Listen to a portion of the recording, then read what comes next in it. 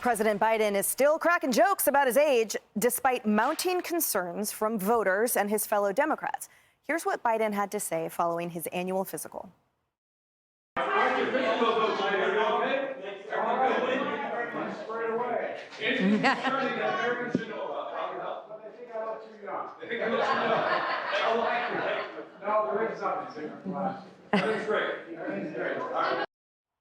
Said no one ever.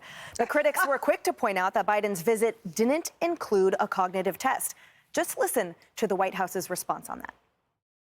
The president doesn't need a cognitive test. That is not my assessment. That is not my assessment. That is the assessment of the president's doctor, the president, who is also the commander-in-chief. He passes a cognitive test every day, as he moves from one topic to another topic. This is a very rigorous job, and the president has been able to do this job every day for the past 3 years. And let's not forget, he is also leading a historic presidency, which is also important to note in everything that we've been able to do. He's been able to get done over the past 3 years.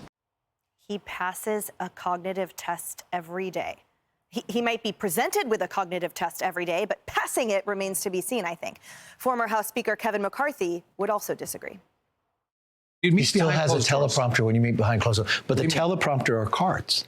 I found when I met with him, it would just be a couple. He would read from the card. Just the two of you, and he's reading from cards. It's like four of us, yeah. And if you deviate, like I didn't sit and negotiate with him the debt ceiling. It's not capable. He just sticks to the cards. And if you deviate from the cards, he can't continue onward there.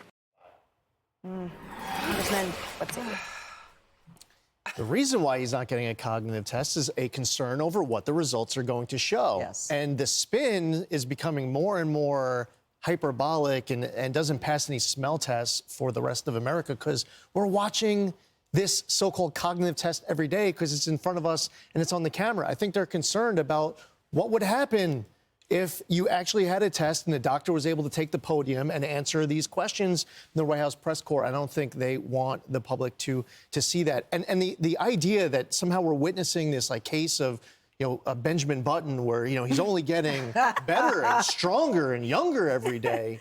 Again, Americans are watching and saying, clearly there's an issue. Be honest with us. What's going on?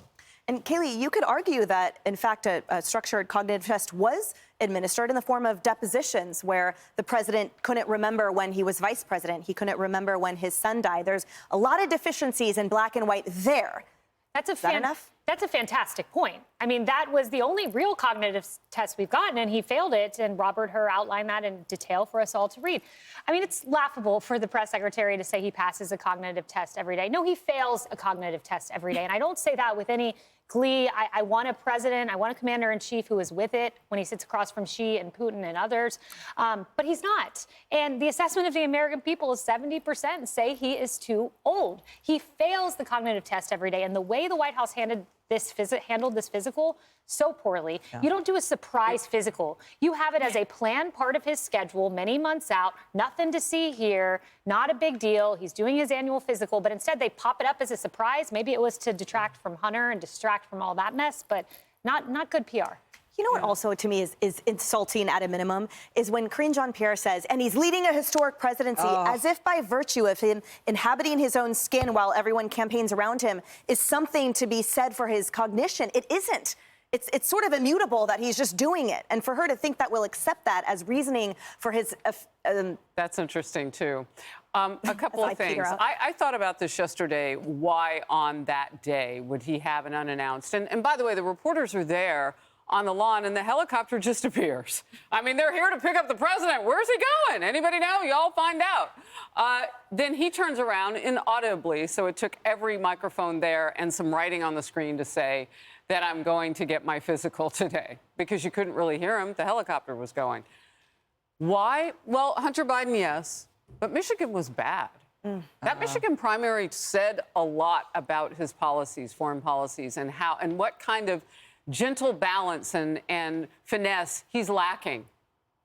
all of that, all the things that she says that he passes cognitively every day, he is failing at. Those nuances and ways to sell things to people that might vote uncommitted instead of for your name.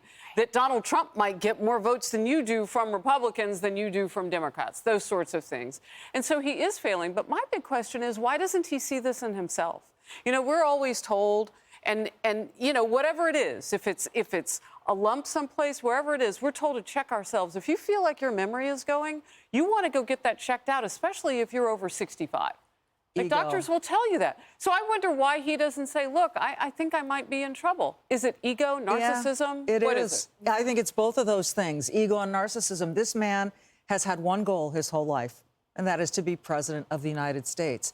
Not for any particular ideology. Maybe there's ideology there, but he told people from a very young age, I'm going to be president of the United States.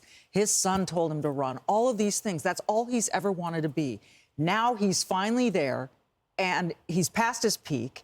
And by the way, he is leading an historic presidency. It's historically bad. It's historically awful.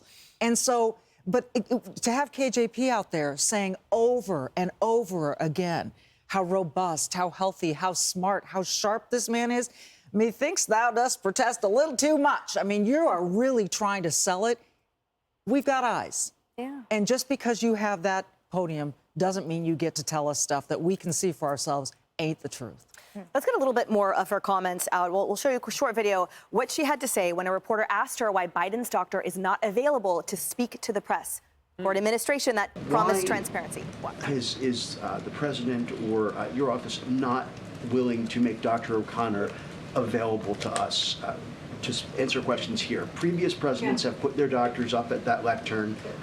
Why not this one? There is not a precedent for bringing the doctor to the podium or to the briefing room. Like, I understand it has happened a few times over the last 35 years, a couple of times, but it is actually not the precedent. And so what Dr. O'Connor has done is he has put forward over the last 2 years a comprehensive, robust memo. I might got cut off there. I was trying to say how this administration promised transparency. And I think it's so laughable, Kaylee, to me, it's so laughable at that answer. Oh, because we don't do it, because there's no precedent. Didn't you promise us some type of groundbreaking, novel, ceiling-shattering administration and presidency? Weren't we supposed to expect that all of the norms were to be shattered by your creative thinking and bucking the norms? And here we're supposed to say, oh, no, the rules really don't usually suggest for it. It is such a farce. It's very, very simple. Look, if I would have gone to former President Trump and said, look, this is all going on about your health, he would have said, send out the White House physician. Let him speak on my behalf. Let me take a cognitive test, which he did, and he passed. It's very simple. If there are questions, there are two things you can do. They are failing to do either one. Why? Because he's cognitively impaired, and that is a very sad thing to say. And that's the most basic, by the way, thing of any evaluation. Think about when emergency services comes. I used to be an EMT. The first thing you do, the assessment, alert and orientation, right? You assess the person's mental cognition. Everything else is the added bonus on top. But according to this president, that's not part of it at all. Hey, everyone, I'm Emily Campagno. Catch me and my co-hosts Harris Faulkner and Kaylee McEnany on Outnumbered every weekday at 12 p.m. Eastern, or set your DVR. Also, don't forget to subscribe to the Fox News YouTube page for daily highlights.